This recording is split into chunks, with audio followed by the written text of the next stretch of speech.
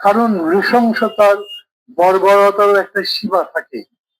একেবারে দুধের শিশুর মতো যারা একেবারেই শিশু, তাদেরকেও যেরকম নির্দ্বিধায় গুলি করে হত্যা করতে পারে, জবাই করতে পারে এবং তাদের মৃত্যুতে আনন্দ উল্লাস করতে পারে, ওদেরকে থামানোর পথ কি?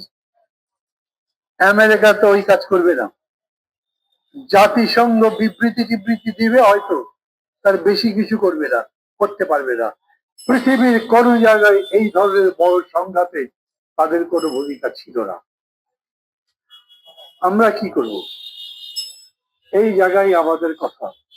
বিশ্বাস করেন, আমার নিজের কাছে, আমি যে আজকে এখানে আসলাম, আমার ব্যক্তিগত একটা দুর্বলতা আছে। কিছুদিন ধরে এক ধরনের কাশিতে ভুগছি। কোথাও বক্তৃতা করতে গেলে ভয় পাই, কখন যেন কাশি উঠে যায়। কিন্তু আমার মনে হচ্ছে এইখানে আমি যাব, যে কোনো ভাবেই হোক না কেন, আমার মনের মধ্যে যে কষ্ট, যে আক্রোশ, যে ক্ষোভ, সেটা আমি এখানে প্রকাশ করতে পারবো।